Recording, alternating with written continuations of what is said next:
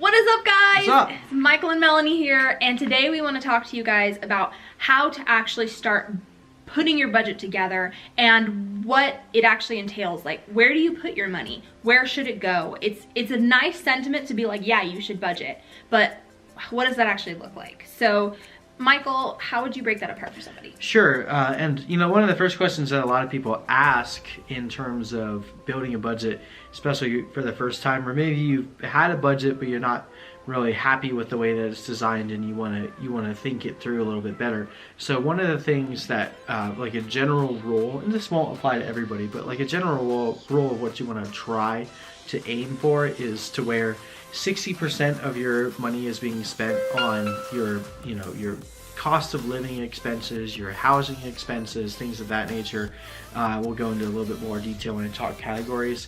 Then you want 20% actually, either being saved or invested, and then 20% you can spend for the things you really enjoy, your discretionary funds, things that you don't necessarily need but you want to do. So that's a general rule, 60-20-20. It doesn't have to be that way for you to have a successful budget.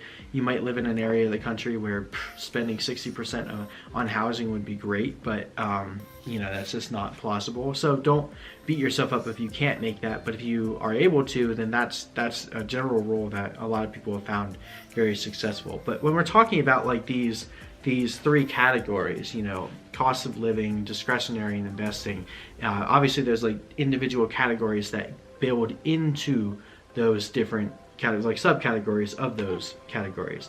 And when you're actually building your budget, your goal is to start allocating money towards those individual subcategories. So what am I talking about? So like in your cost of living, obviously your mortgage or your rent, that's a pretty big category that you're going to allocate your monthly rent or your monthly mortgage payment to.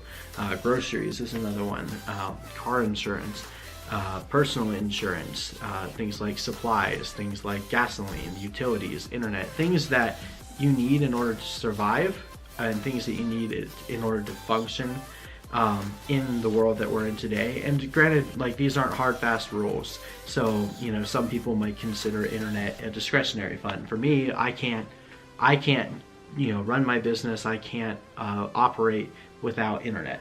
So without internet, I don't operate. So that's why I consider it more of a cost of living expense, especially these days. Same thing with like your cell phone. You need a cell phone to operate in today's world. And then when you're looking at like the other categories, so like investing and savings, that's things like putting money into a retirement fund. If you invest in like stocks or bonds, if you put any money into like a life insurance policy, or just true savings, putting into a savings account. And then when you actually get to like your discretionary funds, that's stuff like going out to eat, spending money on vacations, fun clothes, buying new electronics. So the whole point here is just kind of like build a little bit of discipline in the way that you're actually budgeting money, but also give yourself some perspective. Because if you're looking at your budget and you're blowing 40-50% on discretionary, then there might be a little bit of pulling back you need to do. Or you might be crazy and find out that, I've only been like spending 5% of my money on myself, which is fine, but you might be able to reallocate some of that money in order to, again, back to our premise here of budgeting for the life that you want.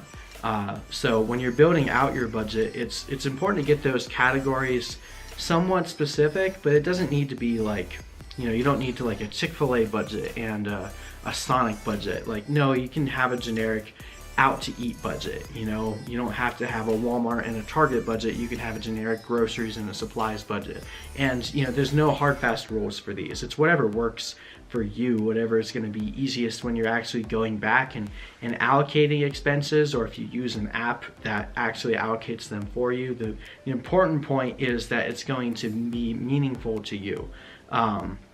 And we'll go into some more details in courses where we actually break down how I would do it, line by line. But right now, just giving you an overview. When you're creating your budget, it's important to think through what are all the places that I spend my money on, and looking at that in like a whole picture. How do I allocate those? Because you don't want to put food in with gasoline, because it doesn't really, they're not you know, they're two things that are completely independent of each other. You know, I can find ways to reduce my food expenses without reducing my gasoline and vice versa. So kind of the way that we like to break it down too is like putting them in categories that if we need to make an adjustment to either up or down, it's going to be independent. So if we say, okay, we're going to need to start buying, you know, cheaper foods and cut back on groceries, then I can just cut the grocery category. Or if we need to, you know, if we know that we're going to be spending more money on gas, I'm just increasing that category. So that's kind of the concept of like the buckets. Again, like the cool thing about budgeting is it's really going to be a personal thing that works for everybody individually, but it's good to apply like those hard fast rules like the 60-20-20, because it at least gives you a perspective of where you are in comparison to where you think you might want to be. And then as you get better at budgeting, you might figure out, okay, I'd rather, you know, be investing 30%, or maybe, you know, I really care about going on a lot of trips and I have a lot of excess money and I want to throw it all there. I mean, that's, once you get better at budgeting, that's kind of what you can start shifting in these categories. But gotcha. So basic in a nutshell, when you're putting your budget together, start labeling your expenses as cost of living, discretionary, and investing, correct? Yes, and then from there, start breaking it down into smaller categories without getting too small and too petty. But anyway, that's kind of where you guys should start. If you're not sure where to start with your budget, start breaking down what you spend into categories and then start filling those buckets. So that's pretty much it. You make a bucket and then you decide how much you want to throw into it. And that's really budgeting at its core. Pretty much. And you can use any tool that works for you. If it's a piece of paper, if it's an Excel sheet, if it's an app. We're gonna do some videos on all those different methods soon, but we hope this helped. If you guys have any questions, or if you're like, that made no sense at all, please let us know in the comments below. We love being able to help you guys and share with y'all, so we hope this was helpful. So we love you guys. Hope you have a great day. Go live your dreams. Bye. Bye.